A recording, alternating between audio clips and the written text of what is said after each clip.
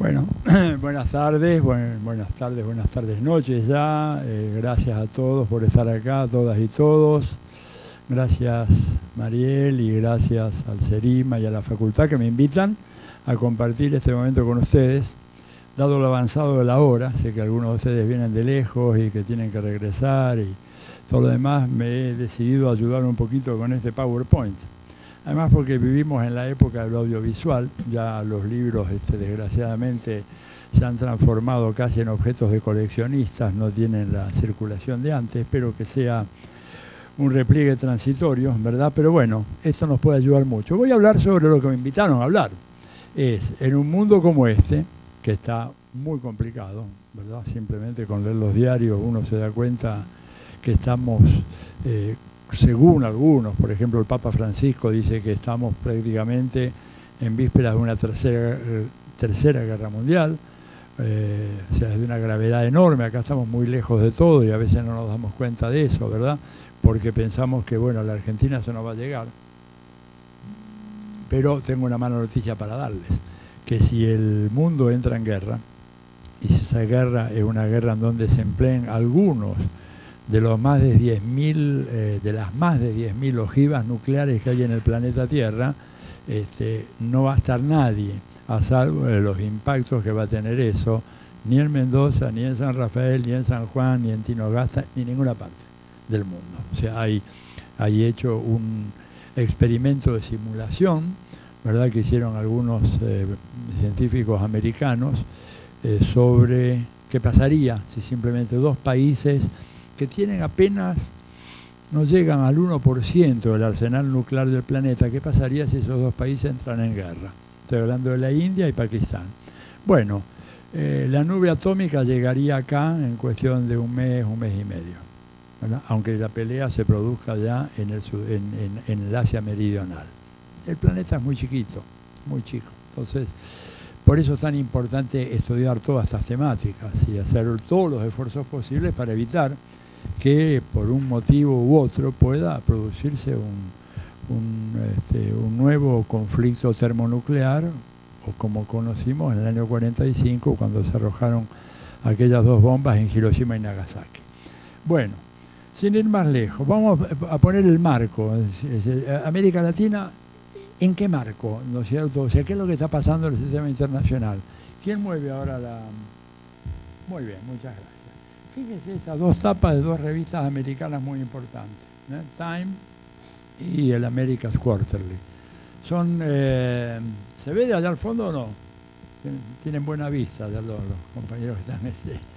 Bien, ¿no? Bien. No, si no se corre un poquito la pantalla. Lo que dicen en esos casos es que hay una percepción muy clara de que Estados Unidos está en decadencia, que ha empezado su declinio. Claro, uno dice esto acá en la Argentina, así a boca de jarro, sin aviso previo, lo toman como un loquito o alguien que realmente habla por hablar, sin mayor conocimiento del tema. Pero esto está ya en el ambiente, ¿verdad?, de los Estados Unidos. Estas son revistas que... Time es una revista de gran circulación, es como Noticias de acá, para que se den una idea, ¿verdad? Entonces ellos tienen esa sensación. Y cuando Donald Trump lanzó su campaña, ¿verdad?, presidencial, algunos de ustedes, los que tuvieron el estómago para seguirla, yo tuve que seguir me interesaba el tema, así que seguí toda la campaña, las primarias del Partido Republicano, que realmente eso fue ponerme a prueba, digamos, mis agallas, porque había que tener paciencia para escuchar esas dos horas y media de debates entre 11 tipos, el más brillante de los cuales era Donald Trump. Imagínense lo que serían los otros. Claro, Trump era un alivio. Cuando él hablaba, yo decía, bueno, menos mal alguien que dice algo que más o menos se entiende. Los otros, una cosa, digamos, un delirio, una alucinación total. Trump gana su elección diciendo, hagamos que América sea grande otra vez. Que América sea grande otra vez. ¿Cuál es el subtexto, como dicen los analistas del lenguaje de esa frase? Bueno, que ya no es lo que era antes. Y es evidente que no es lo que era antes. Es evidente para, a ver, el gran público americano. Si no, el Time no te pone ese título en la tapa, y el America's Quarterly tampoco, porque son revistas de gran circulación, sobre todo Time. Cuando uno mira los documentos del Departamento de Estado del Pentágono, yo he escrito un libro que salió ya hace unos 4 o 5 años, ahora estoy escribiendo el segundo volumen de ese libro, sobre la problemática geopolítica de América Latina, fundado en los análisis de esos datos duros, de los informes que hay en el Pentágono, los que pueden desclasificarse de la CIA, algunos materiales de la CIA que ya están desclasificados y se pueden leer, ¿verdad? Lo mismo los del Consejo Nacional de Seguridad.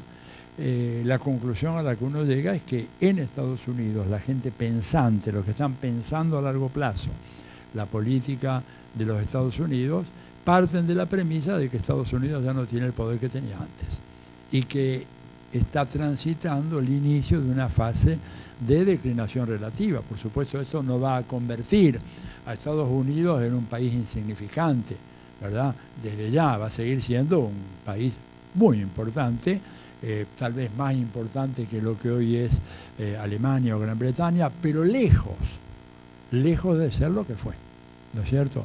Y esto entonces genera muchos problemas y reacciones muy fuertes de los grupos que pensaron, como se pensó en Estados Unidos, que cuando se cayó la Unión Soviética, ¿verdad?, era el gran rival. Ustedes, bueno, la mayoría de ustedes ni habían nacido, por lo que estoy viendo, en el momento que se produjo el desplome de la Unión Soviética, año 1991. Supongo, sí, la mayoría no habían nacido en ese momento, bueno, pero se habrán enterado que existía eso, que era la Unión Soviética, y que de repente vino abajo, se desarticuló, implosionó, y entonces salieron algunos en Estados Unidos, algunos académicos, de estos que publican esas revistas que recién decía el colega hace un rato, muy bien, sacando una serie de artículos impresionantes, hablando de que, bueno, el siglo que se venía ahora, el nuevo siglo XXI, iba a ser el siglo de Estados Unidos. Porque el gran rival había desaparecido, estaba en el suelo, no había nadie a la vista, y por lo tanto el siglo XXI iba a ser el siglo de América, decía, la centuria americana. Crearon una gran fundación, que se llamó Fundación del Nuevo Siglo Americano. También se habló un poco recién en la presentación anterior del tema de las fundaciones y las agendas de investigación que promueven. Esa fundación tuvo muchísimo dinero, en gran parte dinero de los grupos empresarios americanos, ¿verdad? Y en buena parte también del gobierno, para promover estudios de cómo sería ese nuevo mundo, ¿verdad? Bueno, fue una ilusión. Uno de los personajes más interesantes que estudiaba la problemática internacional de Estados Unidos, un señor que murió hace poco menos de un año, se llamaba Zbigniew Brzezinski, era un polaco-americano, era un partidario de esta escuela realista, que también se decía en la presentación anterior, y él, yo diría, más bien era un súper realista, ¿verdad? Un tipo que realmente tomaba en cuenta los datos duros y no se dejaba llevar por modas intelectuales, y se burlaba de sus colegas que hablaban del nuevo siglo americano, porque diciendo que eso era una ilusión, que era una chiquilinada, dijo. Era una cosa de chicos, propia de chicos. Kidding, decían, te haces el niño. Decía, porque no era un análisis serio de la realidad internacional, que la realidad internacional era mucho más compleja. Y evidentemente le dio la razón a Brzezinski en ese pronóstico pesimista que él hizo. Dijo, no, ¿qué nuevo siglo americano? Acá se nos viene un periodo que vamos a tener grandes problemas, grandes conflictos de otro tipo. No está la Unión Soviética, pero vienen otros. Lo cierto es que Estados Unidos ha empezado, él dice, ese declinio, y ese declinio claramente genera una sensación de angustia, de ansiedad muy fuerte en la opinión pública. Vamos a la lámina siguiente para que vean, ¿verdad?, ese cuadrante. Es muy interesante. Esto fue hecho, ¿verdad?, por esa revista, el Foreign Policy. Creo que no, bueno, saqué una de las leyendas. El Foreign Policy es una de las dos más importantes revistas de análisis de estudios internacionales de Estados Unidos. Es una revista que tiene ya más o menos unos 30 años. La otra que citaba el colega, el Foreign Affairs, ya tiene prácticamente un siglo. Son las dos revistas que leen todos los diplomáticos y estudiantes de relaciones internacionales en Estados Unidos, y en donde todos sienten que deben publicar en esa revista, porque es la marca. Cuando publicás ahí ya estás jugando en las grandes ligas, como dicen en Estados Unidos. Bueno, esta es la otra revista, la más nueva, pero que también es una revista de consulta obligatoria. Fíjense lo que empiezan a publicar esta gente desde hace unos 4 o 5 años. Empiezan a publicar en qué punto se encuentra Estados Unidos en relación a lo que era su poderío tradicional, que está en el punto 5, donde ven que dice USA, USA, que es un poco el grito, digamos, de la hinchada de los Estados Unidos en los Juegos Olímpicos. Ahora sí, creo que no se clasificó para Rusia, Estados Unidos, así que no la van a escuchar, pero en las Olimpiadas, cuando aparece algún competidor americano, el grito de aliento de la barra es USA, USA, ¿no es cierto? Con eso es lo que quieren decir, bueno, si la aguja está en el número 5, Estados Unidos como sistema imperial, ellos no tienen ninguna de las dudas que tenemos nosotros, si es un imperio o no es un imperio, somos un imperio, es más, te dicen, ¿y qué? Somos un imperio, ¿y qué? ¿No es cierto? ¿Cuál es el problema? Después les amplío un poquito este tema. Dice, bueno, ese era el punto que estábamos en un momento. Hay una segunda posición, que es la de que comienza el declinio, pero que vamos a estar bien. O sea, no te preocupes demasiado, empezó una cierta decadencia, vamos a estar bien. Hay un tercer punto en donde dice mantener la calma y seguir adelante, ¿verdad? Pero ellos ubican, y cuando digo ellos, piensen que estamos hablando de pensadores y autores del establishment académico y diplomático norteamericano, ubican la situación del imperio americano en el punto 2, que dice haber sido una superpotencia fue lindo mientras que duró. Eso es lo que está diciendo el número 2. Fue lindo mientras duró. O sea, ya no dura. Y la quinta, o mejor la primera, dice textualmente, estamos totalmente jodidos, empecé a aprender mandarín.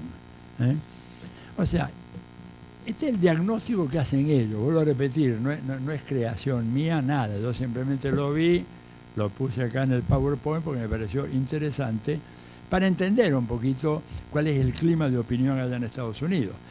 Si uno quiere moverse un poco en el terreno de las conversaciones informales, dentro de la burocracia de Washington, que siempre es un dato interesante, que no a menudo se refleja en los textos, en los que leemos nosotros, que eso está muy tamizado por las reglas de la publicación, que hay que citar así, que hay que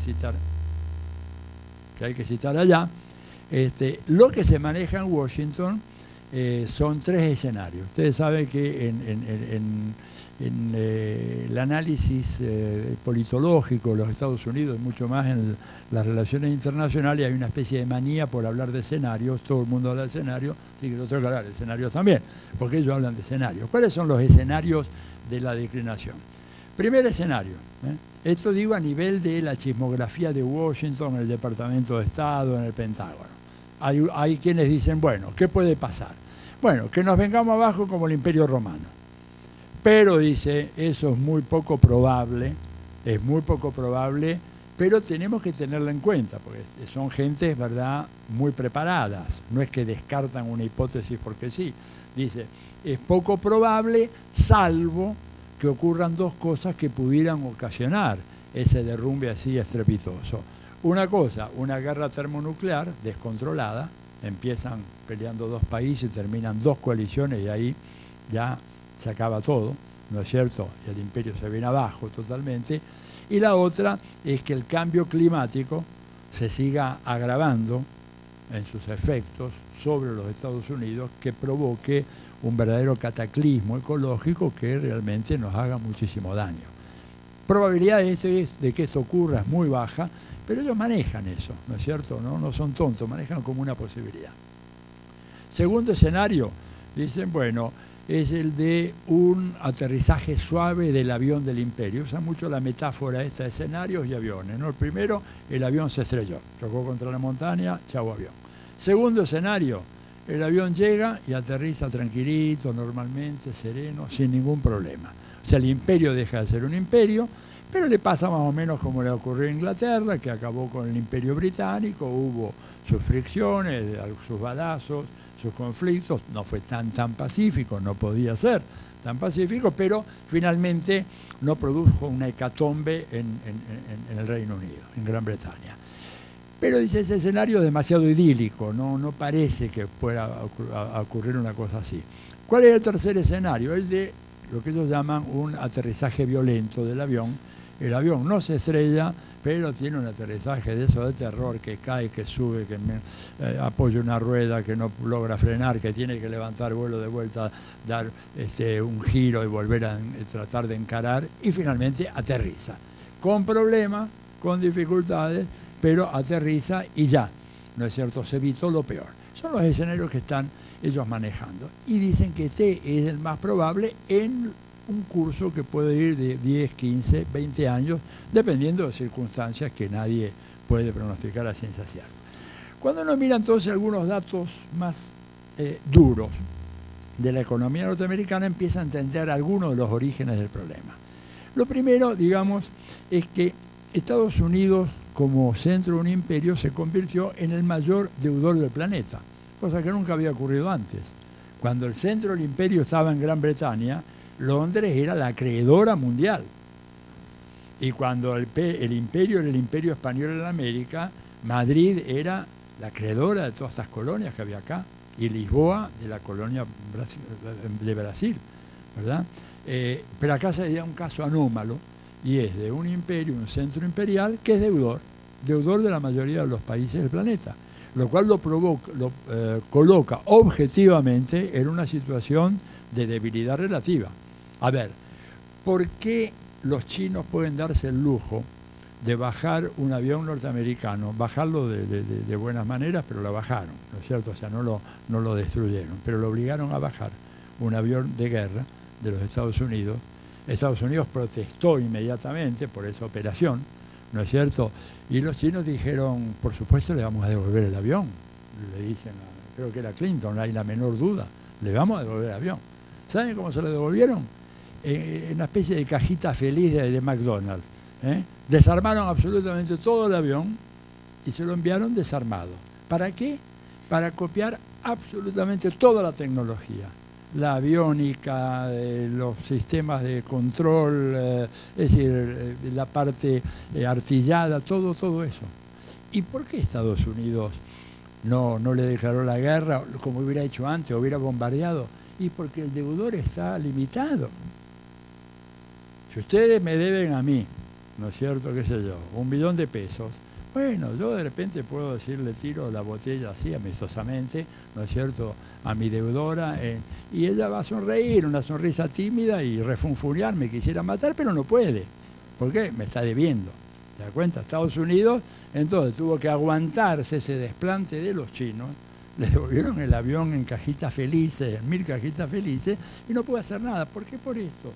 Porque Estados Unidos tiene una deuda que está ya en el año 17, ¿verdad?, por encima del 100.5 del Producto Bruto. Es decir, Estados Unidos debe más de todo lo que produce en un año. Por comparación, digamos, la Argentina, que también estamos endeudándonos aceleradamente, en este momento tenemos una ratio de endeudamiento de la deuda argentina en relación al Producto Bruto, está en el orden del 35-40%. O sea, estaríamos en una situación envidiable, saludable para los Estados Unidos. Si los Estados Unidos estuvieran tan endeudados como la Argentina, los presidentes allá, Trump sería mucho más popular, ¿verdad? Pero claro, Estados Unidos tiene una peculiaridad, que tiene la maquinita de fabricar el dólar, con lo cual ellos pueden endeudarse irresponsablemente, colocando al planeta en una situación muy difícil, nosotros no. Pero la situación de ella es muy delicada, muy delicada. Cuando vos debés más de todo lo que producís en un año, estás en una situación debilitada en el contexto internacional, sin ninguna duda. Vamos a la lámina siguiente. Fíjense, este es el resultado de un estudio hecho por un organismo que es la OECD, es un organismo, un tanque de pensamiento, un grupo de estudio de los países más desarrollados del mundo, con sede en París, una institución así muy neoliberal en su perspectiva de análisis y todo lo demás, que hace una estimación de cómo va a ser la economía mundial en el año 2030. Es la que ustedes ven ahí en color gris, medio se ve, no sé, medio gris se ve, ¿verdad? Bueno, fíjense que en las primeras dos columnas pertenecen a China. La primera, China en el año 2011, y la segunda, cómo va a ser China en el 2030. Fíjense el crecimiento. China en el 2011 representaba el 17% del Producto Bruto Mundial, pero ya para el 2030, que en términos de la gran política es mañana, ¿verdad?, va a ser el 28% China.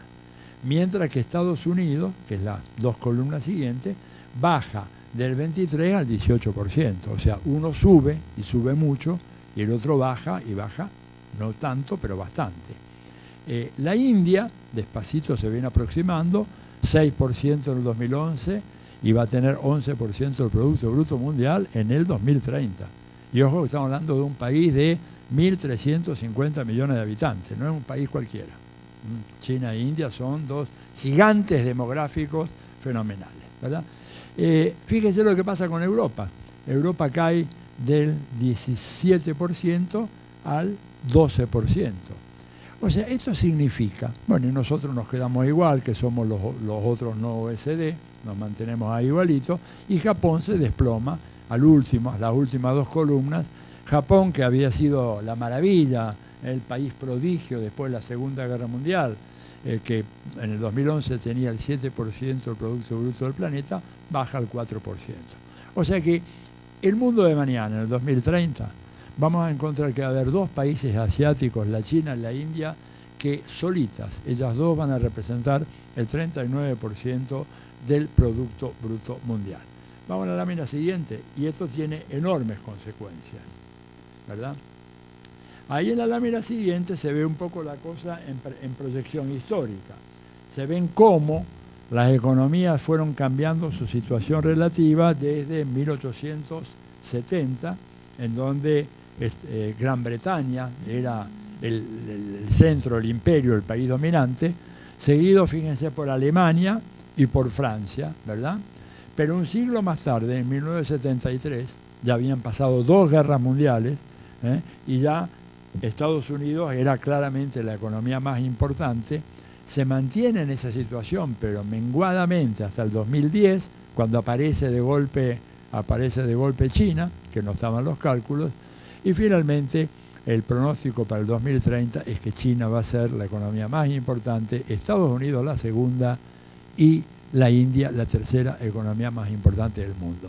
O sea, la famosa Alianza Atlántica, la OTAN, todos aquellos acuerdos que básicamente eran pactos entre Estados Unidos y sus aliados europeos, quedan en el aire ahora, porque en realidad comienzan a ser actores de muy escasa relevancia en la economía mundial. Y esto da lugar entonces a que haya este sentimiento, lámina siguiente, que algunos dibujantes, ¿no es cierto?, norteamericanos, grafican de esa manera, el famoso rickshaw, ¿no es cierto? Esto existe todavía hoy en gran parte de Asia. Si ustedes van para allá y quieren hacer un paseíto, hay una especie de esclavo, ¿no es cierto?, que te lleva por estas calles, etcétera, y ahí lo ven a tío Sam llevando al gobernante chino, y está leyendo un diario que dice: Estados Unidos debe conseguir que le presten 1.75 billones de dólares. Trillion en inglés es nuestros billones, ¿no? Millón de millones. Entonces, claro, como necesita que le presten, el chino se dice: bueno, llévame a dar un paseíto, y falta que le pegue un latigazo al pobre tío Sam, lo ven ahí todo sudando la gota gorda. Esto, vuelvo a repetir, el análisis de la política, a veces mirando estas caricaturas, estos dibujitos, es muy interesante. Dice mucho acerca de qué, de la sensibilidad popular, de cómo la gente ve el tema, ¿no es cierto?, de las relaciones. Bueno, y ahí, adelante la próxima, aparece el amigo Donald Trump, ¿no es cierto?, pateando el tablero, claramente. Lo que él hace es, con su emergencia, patea el tablero de la política internacional y pone en peligro la paz mundial. Primero porque rompe varios acuerdos muy importantes, se va del Tratado del Pacífico, que había estado laboriosamente preparando Obama, un poco para contener a China, y dice: no quiero saber nada con eso, con lo cual le dejan a China el campo amplio para prácticamente convertirse en el gran hegemón mundial en materia económica, ¿verdad? Se retira del Acuerdo de París de cambio climático, cuando la mayoría, incluso del establishment diplomático, le recomendaba a Donald Trump que no hiciera eso, que el tema del cambio climático es un tema muy grave, muy serio. Estados Unidos está muy expuesto, se está desertificando Estados Unidos. El río Colorado, que era un río que cavó ese enorme cañón de más de 400, 500 metros de profundidad, hoy en día es un arroyito que a veces ni llega a desaguar en el Océano Pacífico, porque se lo liquidaron al río, ¿verdad? No son eternos. Según el uso del agua, desaparece el río. Sin embargo, él se retiró del Acuerdo de Cambio Climático, rompe el Tratado de Libre Comercio con Canadá y México, diciendo que era un tratado que no favorecía a los Estados Unidos. En realidad, todos los análisis de los propios americanos demuestran que el país más favorecido fue Estados Unidos, el más perjudicado fue México. Cuando ustedes oigan hablar de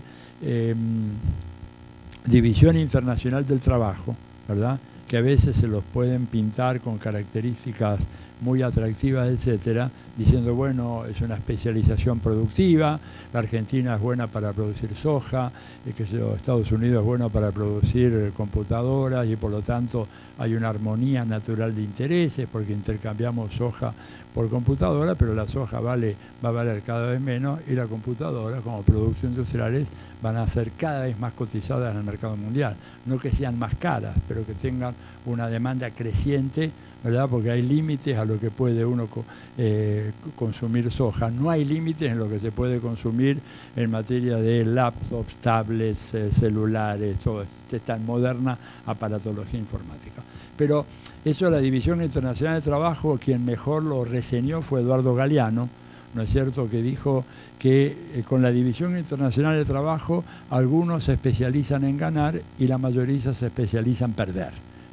Bueno, y ahí cuando uno mira lo que pasó con el Tratado de América del Norte entre Canadá y México, México, que es el país del cual el maíz es originario, se convierte después de 20 años en importador neto de maíz transgénico norteamericano. Y México ahora tiene una cuenta fenomenal por importación de maíz de los Estados Unidos cuando el maíz es originario de México. Y resulta que ya no. Y ahora conviene comprarlo en Estados Unidos por la tecnología que usan ellos allá. Bueno, en todo caso, este hombre pateó ese tablero, tomó decisiones irresponsables, decidió llevarse la embajada de Estados Unidos de Tel Aviv a Jerusalén, creando un enorme conflicto en el mundo árabe y el conflicto entre el mundo árabe e Israel y la cuestión palestina, seguido esa decisión absurda por otros gobiernos latinoamericanos. Ayer anunció el presidente Cartes de Paraguay que también él va a llevar la embajada de Paraguay a Jerusalén. Antes lo había hecho el presidente de Guatemala. En todo caso, una conmoción en la política internacional porque es un hombre que realmente no entiende nada, esto lo dicen los propios analistas norteamericanos, no entiende nada de lo que es el sistema internacional y cómo funciona.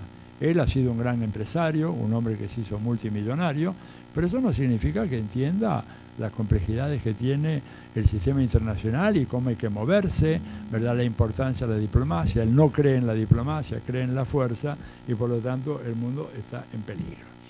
Lámina siguiente. Aquella lámina, ¿verdad?, es el águila norteamericano, el águila de los Estados Unidos, básicamente en la segunda mitad del siglo XX. Ahí se ve ese águila imponente, ¿verdad?, y el dragoncito chino, que era una cosita chiquita, el águila mirando fijo, el otro arrugando, porque, bueno, ¿qué podía hacer frente a la potencia de los Estados Unidos? No nos olvidemos que China era un país que era muy pobre, que había sido muy rico, que fue empobrecido, y fue empobrecido fundamentalmente por el Reino Unido a partir de las guerras del opio. El equivalente de hoy de la guerra del opio es el narcotráfico. O sea, el Reino Unido utilizó el tráfico de opio como una manera de hundir a la China y lo logró. Y pregúntense si acá no se está utilizando ahora el narcotráfico para hundir a los países de América Latina que deberían ser, según algunos autores americanos, dependencias del gobierno de los Estados Unidos. Bueno, en todo caso, China estaba muy, muy mal, gran masa de la población muerta de hambre, gran parte de la segunda mitad, y eso se sintetiza ahí. Vemos qué pasa ahora en la lámina siguiente. La lámina siguiente es diferente, ¿verdad? En poco tiempo resulta que el águila norteamericano se convierte en una pequeña ave que le pregunta, che, ¿vos no has crecido? Le dice, no has ganado peso últimamente, lo ven al dragón hecho una fiera, ¿verdad? Y eso es lo que efectivamente ha ocurrido. Es decir, no vieron llegar aquellos que decían a fines del siglo pasado, cuando se cayó la Unión Soviética, que ya iba a ser el nuevo siglo americano, eran tan burdos en sus análisis, por eso mis críticas a los análisis más convencionales de la ciencia política y de las relaciones internacionales, eran tan burdos que se les pasó, no vieron venir a China, no la vieron llegar. En el año 85, por ejemplo, hubo un seminario muy importante que se hizo en Buenos Aires, en el Eural. ¿Estaba ya por ahí? Estaba por ahí. Bueno, que trajimos a un gran economista norteamericano, Lester Thurow, se llama el hombre, un súper capo realmente, un hombre de los mejores, ¿verdad? Me acuerdo que en el seminario le preguntaron, bueno, qué opinaba de China. China estaba empezando recién, ¿no es cierto? En el año 85 todavía no era lo que es hoy. Le preguntan, ¿cuál cree usted que puede ser el papel de China en la economía mundial? Y Lester dijo, mire, va a ser un papel importante, pero no antes del 2030-2040. No antes del 2030-2040. Bueno, en el 2005, China 2010 ya tenía ese papel crucial que no ha hecho sino acrecentar. Y yo les voy a mostrar ahora, la lámina siguiente, un dato que es impresionante, absolutamente impresionante, que les grafica de manera muy clara la escala de lo que es el crecimiento económico chino. Eso que ven ahí son dos cubos, ¿verdad? Irregulares, por supuesto. El primero de Estados Unidos y el segundo es China. En otras palabras, China consumió más cemento en 3 años, del 2011 al 2013, que Estados Unidos en todo el siglo XX. No me equivoqué, no estaba mareado cuando leí los datos, la fuente está ahí, el Instituto de Cemento de Estados Unidos, o sea, son datos absolutamente oficiales. En 3 años, los chinos consumieron 46% más de cemento que Estados Unidos en todo el siglo XX, cuando Estados Unidos asfaltó todas sus calles, hizo todas sus carreteras, lanzó el programa de suburbanización, ¿verdad? Que antes eran todas zonas rurales, construyó los puertos, los aeropuertos, los puentes, las supercarreteras, todo eso en un siglo.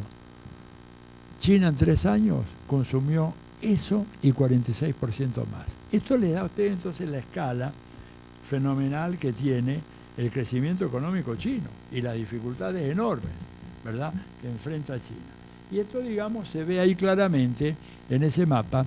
Ese mapa es un mapa de un tren de alta velocidad que los chinos hicieron, ¿verdad?, que va desde Shanghái, o de Jiyu, que es un suburbio ahí cerca de Shanghái, hasta Madrid. Un tren de alta velocidad. Reconstruyeron la famosa ruta de la seda, que antes la hacían con camellos y mulas y burros y caballos y todo eso, ahora la hacen con trenes de alta velocidad.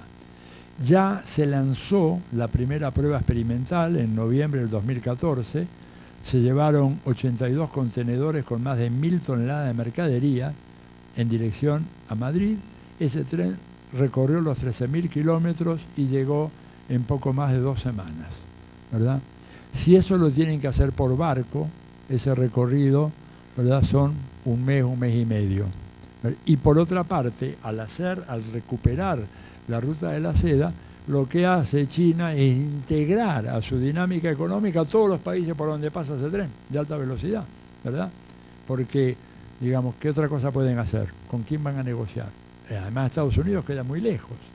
¿Cómo llegan a Estados Unidos? En cambio, China ahora llegan prácticamente con un tren de alta velocidad. Estados Unidos, entre paréntesis, no tiene 1 kilómetro de vías férreas de alta velocidad. Este es uno de los síntomas del atraso más importante que tiene Estados Unidos, que es justamente el sistema de transporte absolutamente obsoleto. Ellos se manejan como nosotros acá, solo que sin Moyano allá, nosotros acá tenemos a Moyano, le pagan mejor a los camioneros, pero todo se mueve a través de camiones. O sea, un método absolutamente irracional, ecológicamente muy pernicioso, lento, caro, es decir, todas en contra tienen. Pero bueno, no pudieron hacer. ¿Por qué no lo hicieron los americanos? ¿No saben hacer tren de alta velocidad? Sí, claro que saben hacerla. Pero el tema es que el lobby petrolero es el que manda. Y el lobby petrolero quiere que se consuma petróleo y por lo tanto vamos con los camiones y olvídate de los trenes. Este es el tema. Bueno, entonces, en ese contexto, déjame ver qué viene después. Claro, no solamente ahora, no solamente apareció China con esa cosa formidable. Apareció Rusia también, ¿no es cierto? Ahí lo vemos a Putin en una imagen agigantada, retorciéndole la oreja a Obama, porque Obama, en el último documento de seguridad nacional que se hizo bajo su gestión, comienza diciendo que Estados Unidos es un país excepcional. Y entonces ahí el caricaturista americano le dice, bueno, ahora de sí, Estados Unidos no es un país excepcional. Y está retorciendo la oreja para que el pobre Obama, que está ahí, ¿no es cierto?, no sabe qué hacer. Pero esto es un dato muy interesante, la resurrección de Rusia. Ahí en esa mesa de póker lo vemos a Putin tranquilo, ganando fichas como malo de la cabeza, y Obama agarrándose la cabeza, está perdiendo todo, ¿verdad? ¿Por qué? Bueno, porque se cometió otro error. Por eso errores de diagnóstico. Un buen internacionalista no puede cometer esos errores. A ver, si Rusia fue una potencia importante desde finales del siglo XVIII y lo fue a lo largo de ese momento sin solución de continuidad, y que fue la potencia que reorganiza el sistema internacional después de la Segunda Guerra Mundial, bajo la forma de la Unión Soviética, ¿cómo se puede ser tan ingenuo como para pensar que desaparecía la Unión Soviética, Rusia se convertía en una república bananera? Y sin embargo cometieron ese error, ¿verdad? Por eso que la buena ciencia política y el buen análisis internacionalista es una mercancía muy escasa, muy escasa. Se comieron eso, no se dieron cuenta que Rusia tenía que volver, tarde o temprano. ¿En qué se confiaron? Se confiaron en Yeltsin, que Yeltsin duraría para siempre o vendría otro igual que él. ¿Cuál era el problema de Yeltsin? Que era un alcohólico perdido, ¿verdad? Por eso, no sé si Colin Powell o uno de estos secretarios de Estado dice, nada más fácil que para negociar que reunirnos con Yeltsin, basta con poner una botella de vodka en la mesa de negociaciones y conseguimos lo que queremos, porque el tipo se la toma entera, ¿verdad? Era un hombre, un enfermo de eso, murió con una cirrosis galopante. Él fue a visitar a Sarkozy a Francia en un vuelo especial, por supuesto, ¿verdad?, desde Moscú a París, un vuelo de 3 horas y media. Cuando llegó no lo podían bajar del avión. Era un hombre además muy, muy grande, tan borracho que no había manera de hacerlo pasar por la puerta y bajar por la escalerilla. Estaba Sarkozy allá abajo esperando, le tuvieron que decir que se había descompensado, que había tenido no sé qué, un preinfarto, todas mentiras. El hombre estaba recontra borracho. Bueno, este no toma nada y es un ajedrecista cerebral muy, muy frío, y por lo tanto él sabe muy bien lo que hace. Y además, piensa en Rusia, es un país que tiene dimensiones fenomenales. O sea, el territorio de Rusia es más grande que toda América del Sur. O sea, ustedes sumen Brasil, Argentina, Colombia, Perú, todo, ¿no es cierto? Rusia es más grande que todos nosotros juntos. Después, Rusia es un emporio de gas, un emporio de petróleo y un emporio de agua. Y aparte tienen la segunda capacidad nuclear del planeta Tierra. O sea que tienen el segundo armamento nuclear más importante, casi igual que el de los Estados Unidos. Entonces no se puede dar por muerto a un país con esas características. Por lo tanto, Rusia reapareció para completar el esquema. Y así estamos en ese mundo multipolar que finalmente ha venido cristalizándose, en donde ya Estados Unidos solo no puede decidir cosas que antaño resolvía en menos de canta un gallo, ¿verdad? Sobre todo en América Latina. Pasan estas dos láminas porque se me están haciendo muy tarde. No, pasar también, después, ¿verdad? Entonces, en ese contexto, ¿verdad?, en un contexto así tan complicado, cuando Estados Unidos tiene rivales tan fuertes, así son definidos, rivales y Rusia como enemiga. El último documento de seguridad nacional que sacan con Trump en noviembre del 2017, o sea, hace apenas 6 meses, dice que Rusia es un país enemigo de los Estados Unidos. Eso fue una gran sorpresa, ¿verdad?, que lo dijeran, porque realmente es casi una declaración de guerra. Y Putin y el chino Xi Jinping reaccionaron de manera muy dura ante ese documento, diciendo que Estados Unidos está volviendo a la época de la Guerra Fría. Pero realmente Estados Unidos está dando así, librando una gran batalla para evitar que este esquema multipolar que se ha armado y que le quita márgenes de maniobra logre imponerse a escala mundial y sobre todo que logre imponerse en América Latina. América Latina, que para ello es de lejos, como voy a ver enseguida, vamos a la otra lámina, la región más importante del mundo. Bueno, finalmente, después de muchas idas y vueltas, Donald Trump armó su gabinete, ¿verdad? Un gabinete realmente de temer. Ahí lo tienen, el señor aquel de bigote blanco arriba, es John Bolton. Ese es el secretario, el director en realidad del Consejo de Seguridad Nacional, Consejo de Seguridad Nacional, que es el máximo organismo de asesoramiento al presidente en materia de política exterior. Este tipo es un súper alcohol, un hombre de armas tomar, un hombre que dijo más de una vez hay que acabar con estos países que complican los Estados Unidos, ¿para qué tenemos un arsenal nuclear si no lo vamos a utilizar? Borrémoslos del mapa y vayamos a otra cosa. Es miembro del Tea Party, un grupo racista, supremacista blanco, o sea, una perlita el muchacho. Y está ahí y es el que le dice en este momento a Donald Trump qué es lo que hay que hacer. Lo que hay que hacer siempre es guerra, ¿no es cierto? Además, no nos olvidemos que la guerra es el principal negocio de la economía norteamericana. No se olviden de eso. Porque si no se destruyen los helicópteros, los aviones, si no arrojan los misiles, los pobres fabricantes de helicópteros, misiles y aviones se funden. Entonces hay que hacer la guerra y si no hay guerra hay que hacer un desarrollo tecnológico fenomenal para declarar obsoletos aviones que podrían durar 20 o 30 años más. Entonces toda la industria militar es muy importante acá. Bolton representa eso. El de abajo es Mike Pompeo, es el secretario de Estado. Antes de llegar a ese cargo era director de la CIA. Ya saben lo que la CIA significa, lo que hace la CIA. La CIA tiene dos ramas, una rama que es el análisis, análisis de las situaciones, recopilación de antecedentes, de información, lo que se llama inteligencia, y está la rama operacional. La rama operacional son los que gatillan, los que disparan, los que ponen bombas, hacen sabotajes, tiran abajo aviones, matan, torturan, hace todo eso la rama operacional. Este era el director general de la CIA y de repente lo designa de secretario de Estado. Es el primer secretario de Estado, ¿no es cierto?, que viene directamente de la CIA para ocupar ese cargo, que es un cargo básicamente de diplomático, pero bueno, él no era un diplomático. El hombre que está allá arriba, el pelado aquel, es un puertorriqueño, se llama Juan Cruz, ¿verdad?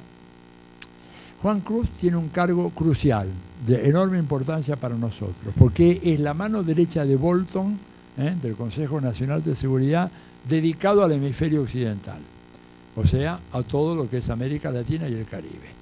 ¿Cuál es la peculiaridad de Juan Cruz, que aparece ahí en una de las primeras fotos que salieron a luz 3 días después que lo designaran? Porque pasó una cosa muy rara. Cuando lo designan, los periodistas de todo el mundo quieren buscar una foto. No había foto de Juan Cruz por ningún lado. ¿Saben por qué? Porque era un killer de la CIA. O sea, era uno de los tipos que ejecutaban enemigos, espías contrarios, etc. Por eso no había fotos de él. Estuvo 25 años. Después, entonces, como no había fotos, se pusieron a escarbar y vieron.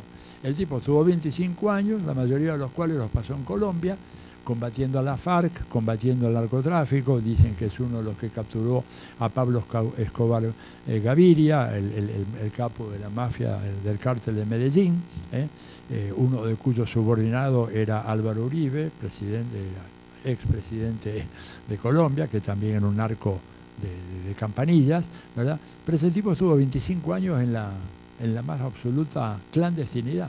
Ahora salió a la superficie y se va a encargar de nosotros, o sea que tengan cuidado.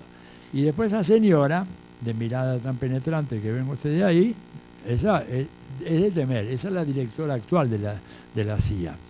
Y ella dirigió un centro de operaciones clandestinas en Tailandia, en donde se iba, después del 2001, cuando caen las Torres Gemelas, ¿verdad?, por aquel atentado, a todos los sospechosos los mandaban a diversos países, uno de los cuales era Tailandia, porque en Estados Unidos no se puede torturar a una persona. Entonces Estados Unidos es un país que respeta la ley y los manda afuera en países donde sí se puede torturar, como Tailandia, como Polonia, como varios países europeos, como el Egipto, etcétera. Y entonces ella estuvo dirigiendo un centro de esos en Tailandia y el problema que tiene, ahora, aunque no sé, porque hoy se estaba discutiendo eso en el Senado de los Estados Unidos, que hay una acusación de que ella durante un mes no solamente dirigía el centro de detención, sino que se entretenía metiéndole la cabeza en estas palanganas de agua a los prisioneros. O sea, ella era una torturadora, esta señora. Entonces, esto es el cuarteto que ahora dirige la política exterior de Estados Unidos. Entonces, imagínense lo tranquilo que podemos estar. Bueno, y en ese contexto, América Latina, ¿les importa o no les importa? Nosotros sabemos de que a veces lo que dicen los diplomáticos americanos y los que de acá repiten como loros lo que dicen allá, ¿verdad? Que es un problema muy serio que tenemos. ¿Qué dicen allá? Dicen, bueno, en realidad América Latina no cuenta, no es importante. Por eso acepten lo que le damos, no provoquen conflictos ni le busquen la quinta pata al gato. Acá lo que hay que hacer, nosotros somos los jefes naturales de este hemisferio. Yo he estado en varios seminarios internacionales en donde analistas norteamericanos dicen cosas como tales como, well, you belong to us, ¿no? O sea, ustedes nos pertenecen. Así como gesto de cariño nos decía a los latinoamericanos que estábamos ahí en la reunión. Ustedes nos pertenecen. Este continente es nuestro, por eso la doctrina Monroe, ya del año 1823, y es nuestro además por razones de seguridad nacional, porque si ese continente se mete cualquiera, esto es como un dique que empieza a tener fisuras, la fisura de Cuba, de Nicaragua, de Bolivia, de Ecuador, de Venezuela, se viene abajo el dique de contención y el país es arrasado, ¿verdad?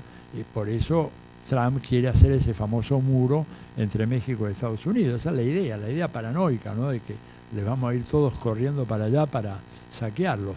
Pero para que nosotros tengamos una autoestima bien baja, lo que nos dicen permanentemente es que América Latina no cuenta en la economía mundial, que nuestros países no son nada, y recuerdan el presidente Donald Trump tuvo una expresión, se recuerdan, son países de M, dijo. ¿Para qué queremos que venga gente de países de M? Lo dijo con todas las letras, no con la delicadeza que lo digo yo. Eso lo dijo públicamente, nunca un presidente americano había dicho eso. Lo pensaban casi todos, pero decirlo no lo dijo ninguno. Como este no tiene super yo, este dice todo lo que le pasa por... No tiene. Todo lo que se le ocurre lo dice. Y entonces, claro, lo grave no es que ellos digan que nosotros somos un país de M, sino que haya cabezas colonizadas en América Latina que dicen sí, efectivamente somos países de cuarta. Y por lo tanto tenemos que tener las famosas relaciones carnales con Estados Unidos, los años 90, con Menem, etc. Y que ahora vuelven porque ahora Argentina se vuelve a alinear incondicionalmente con Estados Unidos con las consecuencias de esto. ¿Es verdad eso de que no tenemos ninguna relevancia? Miren un poco lo que se dice ahí.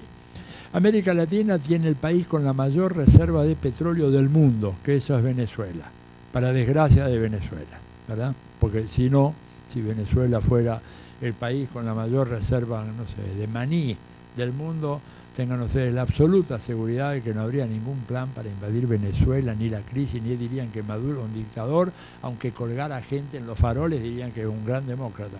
El problema de Venezuela es que tiene petróleo, ¿verdad?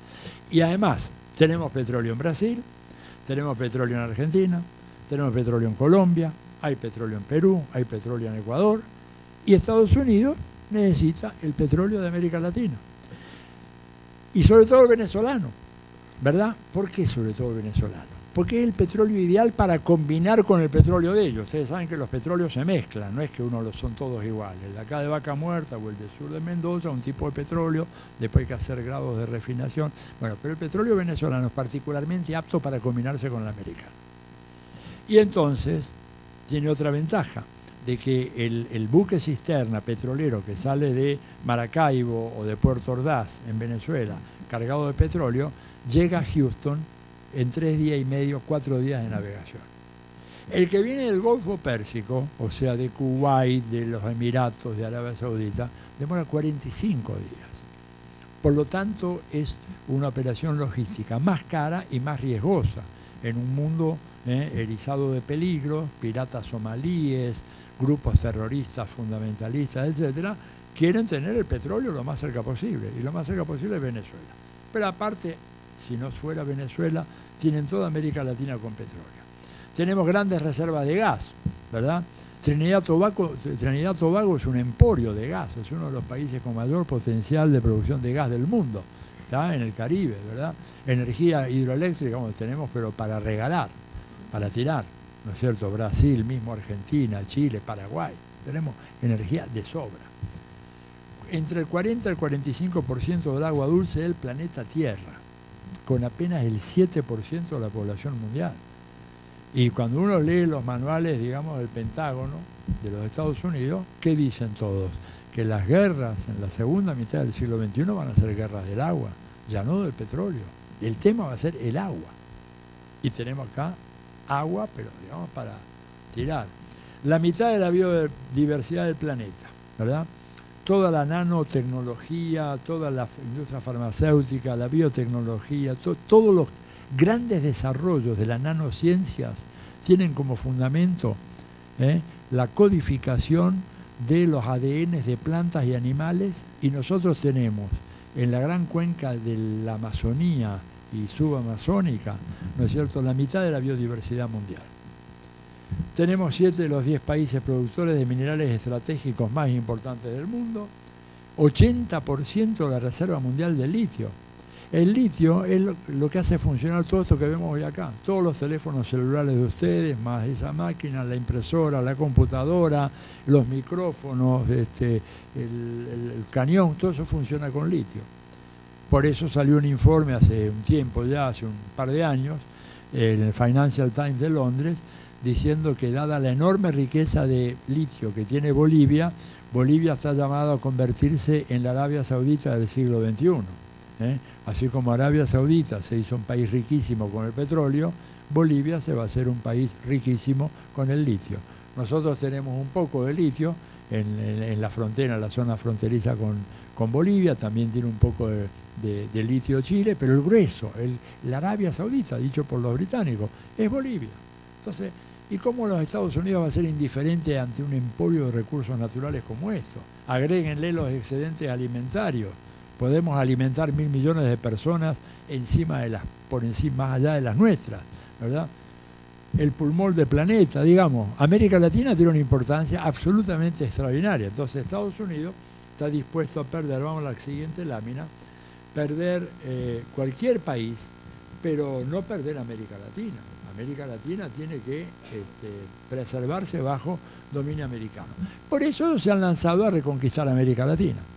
Porque le habían perdido el control, ¿no es cierto?, a la región, y están tratando de recuperar ese control, ¿verdad? ¿Cuándo lo perdieron? Bueno, fundamentalmente cuando aparecieron gobiernos que pusieron énfasis en los intereses nacionales, en la autodeterminación nacional, que favorecieron los procesos de unión, integración de América Latina, crearon instituciones como la UNASUR, como la CELAC, como Petrocaribe, como el Banco del Sur, como Telesur, todo eso, ¿verdad?, que fueron considerados por Estados Unidos como hostiles al predominio de los Estados Unidos, y era cierto, son procesos de integración que Estados Unidos ve con muy malos ojos, y por lo tanto empezaron a desestabilizar gobiernos considerados como enemigos,